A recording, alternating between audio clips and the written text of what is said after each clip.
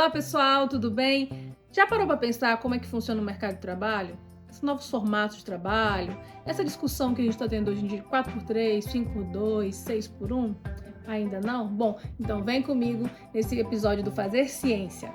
Meu nome é Poliana Macedo e estamos na reta final da primeira temporada do Fazer Ciência. A nossa convidada é a professora Sandra Alberta Ferreira, do Colegiado de Administração do Campus de Palmas. Ela é doutora, mestre, especialista e graduada em administração.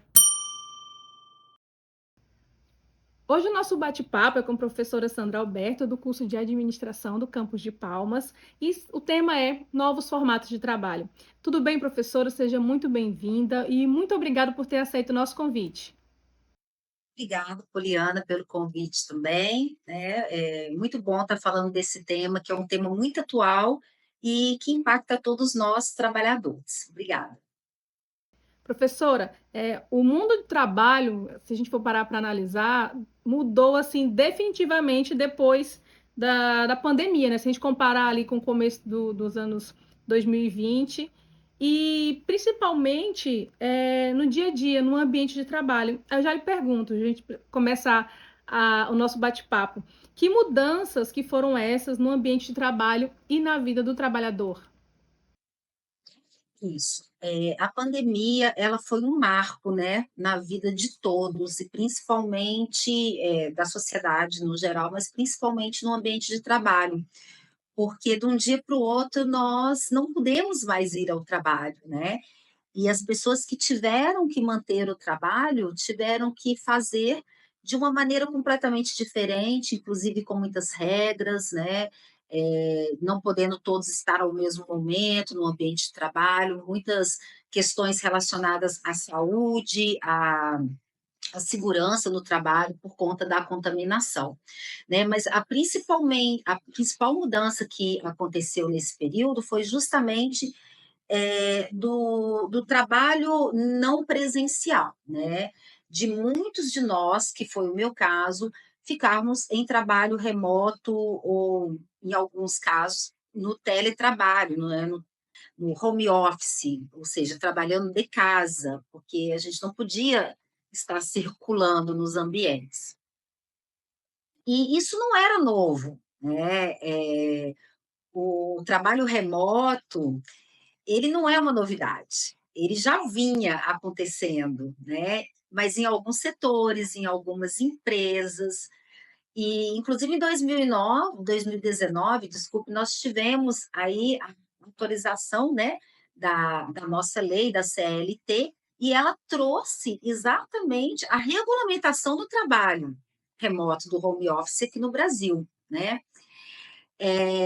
Mas a maioria das empresas não adotavam, sequer sabiam, e nós, trabalhadores, não havíamos sido contratados para isso. Então, a principal mudança que teve foi exatamente nessa questão, né, de como trabalhar em casa ou de casa, né. E e uma outra questão que mudou completamente aí foi essa questão da adoção da tecnologia, né? Como nós estamos aqui hoje, fazendo uma entrevista através de uma plataforma, né? Então, que também não é nova, isso não veio com a pandemia, mas isso foi potencializado com a pandemia, que foi a maneira com que as empresas tiveram de manter reuniões, fazer vendas, né, o comércio, como o comércio, aí, principalmente em algumas redes como Instagram, né, se tornou aí a sobrevivência de muitas empresas, de muitos trabalhadores, fazer recrutamento, seleção, treinamento, tudo de forma virtual. Então, eu colocaria essas duas principais mudanças, e dessas duas principais mudanças aí, nós tivemos também, né, uma alteração em algumas habilidades requeridas dos trabalhadores, né? Habilidades que antes não eram requeridas e que passaram a ser, exatamente da gente saber lidar com a tecnologia, saber comercializar através dela, saber dar aula através dela, né? A UFT, nesse período, ela fez alguns treinamentos conosco, professores, para voltarmos, né? Que quando nós voltamos na pandemia, nós não voltamos inicialmente ao trabalho presencial, nós tivemos o trabalho remoto e, posteriormente, o híbrido, para depois voltarmos ao presencial, como estamos novamente. E a pandemia, ela acabou que trouxe para a gente, assim, né, muitas faces dessa, vamos dizer assim, fragilidade que a sociedade tem, né? E só que a gente não enfrenta muito isso, né? Eu vi muito a sua pesquisa e que traz, né, traz essa reflexão, traz esse assunto, que é todo mundo meio que saiu do automático, né? Você sai do automático, que é o presencial, e começa a vivenciar essas novas formas, né, de trabalho. Aí, nesse caso, professora, as empresas ou as instituições, elas tiveram que se reinventar, né? Como a senhora avalia isso? Sim, Poliana, as empresas tiveram que se reinventar, né? E nessa reinvenção, a Associação Brasileira de Recursos Humanos, tanto a BRH Brasil quanto a de São Paulo, que é uma referência, né, para todos nós no Brasil, ela promoveu uma série de lives durante a pandemia, né, trazendo exatamente vários líderes para compartilhar os principais desafios e o que eles estavam fazendo, né, para acompanhar essas mudanças. Porque ninguém nunca tinha passado por uma pandemia, né? Então, eu volto a dizer, por isso que ela é um grande marco aí na gestão de pessoas e na liderança. E dessas lives foram várias, acho que durante um ano, se eu não me engano, foram 30 lives, né? Foi onde, inclusive, eu comecei a fazer a pesquisa, né? Eu tinha uma aluna que gostava também muito dessa área de gestão de pessoas, o nome dela é Maiara, e eu falei, Maiara, vamos pesquisar, vamos fazer uma análise de conteúdo dessas lives, né? Que é uma metodologia que nós utilizamos para pesquisa na área das ciências sociais, pelo caso da administração, ciências sociais aplicadas, e vamos ver o que está acontecendo, né? Quais são as principais. Nós temos o termo de reformulações, quer dizer, de coisas que vieram sendo reformuladas e reinventadas, né? E aí a gente encontrou vários achados. E nesse primeiro momento, que aí eu estou falando de 2021, tá? Que foram os primeiros conteúdos gerados, porque a gente não tinha como ir às empresas, a gente não tinha como entrevistar os trabalhadores, nada disso, né? O que a gente mais encontrou foi exatamente a mudança de trabalho do home office, né? Do presencial para o home office. E a questão da valorização, né, eles tiveram que se preocupar muito em valorizar o principal recurso que as empresas têm, que são as pessoas, lembrando que nós todos estávamos, né, passando por situações muito difíceis, complicadas, né, com ansiedade, com apreensão em relação à questão da saúde, né? Como se comunicar com os funcionários, como se comunicar através desses recursos, desses meios, né, digitais, como fazer todos esses processos, como eu já tinha dito, recrutamento, seleção, treinamento de forma digital, e como cuidar da saúde do trabalhador, né, como manter as operações de trabalho, mas ao mesmo tempo cuidar da saúde do trabalhador e de todas as adaptações que foram necessárias para isso, né? Até então, as únicas pessoas que trabalhavam com máscara, né, eram profissionais de saúde, né? A gente nunca trabalhava com máscara. Dando um exemplo aqui da nossa área da educação, primeira vez eu entro com uma máscara numa sala de aula, então são os equipamentos de proteção individual que nós tivemos que nos adequar, né? E outros equipamentos de proteção coletiva também, desde os totens com álcool em gel, distanciamento das mesas, de objetos compartilhados, de refeição que não podiam ser feitas em local comum. Então foram muitas coisas que eles precisaram reinventar. E nessa reinvenção, pesou muito na liderança, né? Porque a liderança, ela teve não só que se preocupar com os processos de trabalho, mas, como eu disse, se preocupar com a saúde, e não só a saúde física, né? A saúde mental aí dos seus colaboradores. Deixa você beber sua aguinha. E professora, para além da pandemia, né, nós tivemos aí com essa que a pandemia foi uma mudança de paradigma, né, para o mundo do trabalho e também para a gestão de pessoas. E no mundo todo agora se discute muito outras formas, né? Outros formatos de trabalho. A gente tem o 6 por um, tem um 4 por 3, tem um 5 por 2. Você acredita que dentro da nossa realidade brasileira, né, que nós já tivemos aquele impacto com a pandemia, a questão do trabalho remoto que já está bem inserido em algumas instituições, é possível a gente falar num 4 por 3, né? Ou ainda é uma discussão para poucas áreas e não é acessível a todo mundo? É uma grande polêmica essa sua pergunta, né? Ou pergunta polêmica, isso deu muito o que falar ano passado, né? Bem, culturalmente e economicamente, eu acho que a maioria das empresas brasileiras não estão, a maioria das empresas, dos trabalhadores brasileiros não estão preparados, tá? Mas é uma necessidade, né? Eu não sei se você leu uma matéria que saiu agora, dia 10 de fevereiro, que foi uma matéria do portal G1, que eles fizeram, né, no Ministério da Previdência Social. E ano passado, aqui no Brasil, nós tivemos um aumento de 68% de afastamentos por conta de saúde mental, né? Então, por quê? Né? O que está por trás disso? Então, o que está por trás disso é uma nova realidade que muitas pessoas não estavam preparadas para lidar com ela, falta de apoio da liderança, assédio moral, muitas cobranças e a questão econômica. Tanto é que já neste pandemia, pós-pandemia, e a pesquisa mostra isso, a pesquisa que eu faço com o Devir, o que estava para vir após a pandemia, né? Ela mostra que hoje não tem como a gente falar em saúde mental sem falar em saúde financeira. E muitos foram impactados com demissão. Então, essa jornada reduzida, ela é perfeita, né?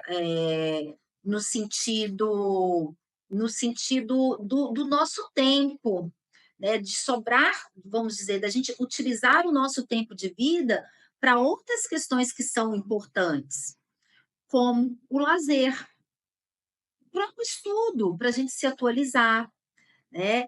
Só que, ao contrário de outros países que adotam isso, lá as pessoas elas têm essa jornada de trabalho e elas não necessitam ter um outro emprego, tá? Porque elas são bem remuneradas nessa jornada, né? Chamado 4 por 3. Eu vou citar aqui o Domenico De Masi, né, que é um sociólogo italiano, faleceu no ano passado, e ele falava já muito sobre isso, sobre o nosso criativo, que nós precisamos desse tempo, né, desse nosso tempo de descanso. Então, no caso de alguns países que já adotam isso, o que, que as pessoas fazem? Elas saem do trabalho, ou elas aproveitam esse dia de não trabalho, viver a vida além do trabalho, né? Então, eu volto a dizer, eu acho que ainda não que não seja possível, eu acho que é um processo que nós iremos passar, eu acho possível, mas a gente ainda tem um grande desafio em termos culturais, né, e em termos econômicos, para que a gente mantenha isso. Eu acho que está muito mais relacionado à cultura e economia do que a segmentos em si, né? Porque dependendo dos ajustes das adaptações, a maioria dos segmentos pode sim trabalhar, né? Aí depende muito do empresário, da redução da lucratividade dele, né? Para contratar mais profissionais. Sim, né, eu acho que é algo que veio para ficar, nós ainda vamos passar por isso, mas a gente vai ter muita coisa ainda em relação a isso, inclusive, em relação à legislação, né, para amparar esse tipo de trabalho, dessa jornada nova. Então é um grande desafio, né, para a área, porque não é só o trabalho, vai para a parte cultural, vai para a econômica, vai para a política. Então é uma discussão que mexe com a vida de todo mundo e mexe com o país, né, como um todo. E professora, quais são as principais dificuldades ou desafios que é pesquisar esse tema, pesquisar a sua área, porque não é uma pesquisa muito pontual, demanda um tempo, né, para você colher os resultados. Conta um pouco para a gente. Então, as pesquisas, principalmente quando elas tratam de comportamentos, padrões humanos, né, porque a gente está falando de trabalho e envolve isso, nós demandamos exatamente um tempo, né, um tempo para a gente mensurar, tá? Então, eu comentei da primeira pesquisa que eu comecei lá né, foi em 2020, mas esse trabalho foi consolidado em 2021. E depois, em 2022, eu tive uma outra aluna, que é a Ana Paula Caetano, que ela foi pesquisar o devir, quer dizer, o que já tinha acontecido, essas reformulações, e o que estava para acontecer, né, nesse pós-pandemia. E os resultados assim da pesquisa, eles estão repetitivos, tá? Então eles vão aparecer nessa lógica novamente das mudanças no modelo de trabalho, no modelo de trabalho remoto, da liderança, da transformação digital, da saúde mental, da saúde financeira, de benefícios mais flexíveis. Então, ele continua aparecendo nesse sentido, né? Tanto é que após, quando a gente fechou essa pesquisa, que foi até que você comentou do artigo, que a gente apresentou num congresso de renome aqui na nossa área, posteriormente uma outra aluna, né, que é a Jennifer, nós fizemos com uma pesquisa aqui com líderes de Palmas. Então, nós entrevistamos gestores de grandes empresas, gestores de pessoas de grandes empresas de Palmas. Então, nós pegamos todos esses achados na outra pesquisa e fomos levar para eles. E falamos: o que vocês pensam sobre isso? O que vocês vivenciaram aqui em Palmas, né? E a gente não encontrou muita coisa diferente também, não. Tá? A gente encontrou muita coisa repetitiva, né? Engajamento, necessidade, como engajar as pessoas, como se comunicar com as pessoas, desse desafio dos novos modelos, a diferença, né? A liderança, aliás, a diferença não, a liderança humanizada, como qualificar os líderes. Uma das questões que apareceu aqui na nossa pesquisa, que foi uma pesquisa de campo de entrevista com gestores de RH aqui de Palmas, foi as diferenças geracionais, que eles tiveram muita dificuldade. Por quê? Por conta da tecnologia, principalmente, né? Eu não sou nativa digital, então eu tive eu tive um processo aí de adaptação, de resiliência, para aprender, um processo constante que eu continuo nele, né? Para aprender a lidar com toda essa tecnologia, agora com a inteligência artificial, generativa, né? Então, tudo isso. E a geração Z, né, tem muita facilidade de lidar com isso, né? E a nova geração, então, que está vindo aqui, a geração Alfa, então, já nasceu, não só nasceu tecnológico, como já nasceu com a inteligência artificial, né? Então, o que será dessa geração? Então, aqui em Palmas, aí eu estou falando de um recorte específico, essa questão geracional, principalmente voltada à tecnologia, ela apareceu aí como um grande desafio para nós, né? Aí, agora, frente a essas novas mudanças. Eu ia até lhe perguntar, né? O papo foi fluindo sobre esse conflito de gerações, né, na gestão do trabalho, mas você já respondeu. Então, assim, puxando já esse conflito das gerações, a gente pode se encaixar dentro das perspectivas, né, do futuro. O que é que vem, que a gente pode vislumbrar para o futuro dentro dessa relação aí desses novos formatos de trabalho, relação homem-trabalho, as gerações e o trabalho, né? Seriam essas perspectivas, essa adaptação à tecnologia? Como você avalia? Então, Poliana, é interessante que até antes da pandemia se falava muito das questões geracionais, muito, era um tema. Inclusive, eu fui fazer meu pós-doc em 2019, antes da pandemia, né, para falar sobre envelhecimento da mão de obra e essa questão das políticas de diversidade voltadas para a idade, né? Porque hoje nós temos pessoas com 70, 75 anos que são CEOs, né? E nós temos aí pessoas de 20 anos dentro das organizações, até menos, né? Menor aprendiz com 16 anos. Então, são gerações completamente diferentes. Mas aí eu vou falar na questão da pesquisa, né? Ela não se tornou tão forte, tá? Ela não aparece. Hoje, os conflitos geracionais eles não estão aparecendo tão relevantes na pesquisa. Então, vamos fazer um recorte. Na pesquisa, eu não estou dizendo que isso não esteja sendo relevante na prática, né? Mas o que está aparecendo mesmo ainda relevante na pesquisa, então eu volto a dizer que está um pouco repetitivo, e aí agora foi início de fevereiro, saiu o relatório, né, do GPTW Brasil, né, Great to Place to Work, que ele tem trazido, ele tem feito essas reflexões, né, dos desafios enfrentados, e essa questão da geração, ela não aparece, né? Ano passado aparecia a comunicação interna, final, novamente, desenvolvimento e capacitação de liderança, manutenção e desenvolvimento de uma cultura e contratação de profissionais qualificados. E este ano, a principal tendência que aparece é o desenvolvimento da liderança. Por quê? Aí depois vem saúde mental, comunicação, manutenção da cultura e engajamento. Bem, o líder ele tem muita responsabilidade por tudo isso, né? Inclusive para gerir os conflitos geracionais, né?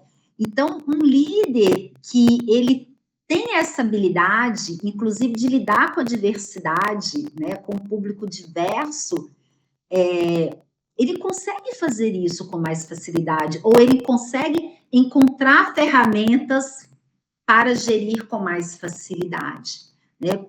Vamos dizer, porque talvez ele tenha uma cabeça mais aberta, um conhecimento mais amplo, né? E isso não necessariamente tem a ver com a idade, tá? Mas tem a ver mais com a soft skill, com o fio desse líder.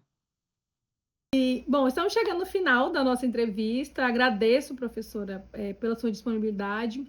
E claro, gente, quem quiser saber mais informações sobre o trabalho da professora Sandra Alberta Ferreira, pode acessar suas redes sociais, o e-mail, que a gente pode ter acesso. Também ao currículo Lattes, né, que todas as suas publicações estão lá. E, professora, uma última pergunta. Pode ser uma reflexão também, enfim, pessoal, profissional, sobre o tema. Como você entende a importância do fortalecimento nessa discussão dos novos formatos de trabalho, nessa relação do homem e do trabalho? Então, eu acho que todo problema, como nós estamos vivemos a pandemia, e como estamos vivendo hoje desse reflexo, né, do adoecimento mental, por exemplo, a síndrome de Burnout se tornou, né, agora uma doença ocupacional, até então não era. Então, tornar o problema público, ele nos fortalece. Porque enquanto esse problema estiver escondido e for um tabu, como a própria questão da saúde mental sempre foi um tabu, nós não vamos criar maneiras, não vamos desenvolver maneiras de lidar com isso. Então, eu acho que a pesquisa ela nos traz isso. Por quê? Porque os respondentes, as fontes que nós utilizamos, nós mantemos sigilo. Então, a pessoa pode realmente dizer o que ela pensa. Porque muitas vezes no nosso ambiente de trabalho, a gente não pode expressar aquilo que a gente acha, né? E quando a gente está fazendo pesquisa, a gente tem toda uma ética, né? Um termo ético que nós passamos aos entrevistados, exatamente para que ele possa falar o que ele quiser. Então, quando a gente está fazendo uma entrevista, né, a gente tem toda uma ética para respeitar e preservar, né, a identidade daquele respondente. Então, as pesquisas são muito boas nesse sentido, porque elas refletem realmente a realidade. E ainda mais quando elas se repetem. A gente fala, epa, peraí, se lá em São Paulo estava assim, aqui também está assim. Então, existe um padrão aqui de comportamento para isso, né? E eu também agradeço, Poliana, né, ao convite. É um tema que eu gosto muito de falar. Eu acho muito interessante exatamente por isso, porque é uma maneira para a gente contribuir. Eu também sou uma profissional, eu também sou uma trabalhadora, né? Eu quero um ambiente de trabalho mais saudável para mim e para todos, porque trabalhar num ambiente onde as pessoas estão bem, né, onde a gente fala de bem-estar e as pessoas realmente estão, isso é produtivo para todos, né, para a equipe, isso é produtivo para a sociedade, quiçá um dia, né, nós podemos realmente, ter um mundo, ter uma sociedade, né, aí vamos falar aqui de nós do Brasil, onde as pessoas, não precisam se desgastar tanto para ir ao trabalho e para estar no trabalho, né, e que elas possam realmente, aproveitar a sua vida com outras questões aí, família, lazer, desenvolvimento pessoal, né, porque com certeza pessoas que podem fazer isso, né, elas trazem um resultado muito mais positivo para a organização. É isso, muito obrigada, professora, mais uma vez. E fica o convite para vir outras vezes falar mais do desenvolvimento de sua pesquisa, que eu tenho certeza que todo mundo fica, está no mundo do trabalho, quem vai ingressar no mundo do trabalho, quer entender também como funciona esse universo, né? Porque é um universo à parte, como você falou, né? Não é só o trabalho, também tem a vida, mas acaba que o trabalho também faz parte da nossa vida, né? Nós passaremos a maior parte da nossa vida trabalhando, então a gente tem que trabalhar bem, né, tem que ser feliz onde nós trabalhamos, né, não só feliz, temos que estar bem, né, no ambiente que nós trabalhamos. É isso, muito obrigada e agradeço mais uma vez. Até a próxima. Obrigada, tchau, tchau.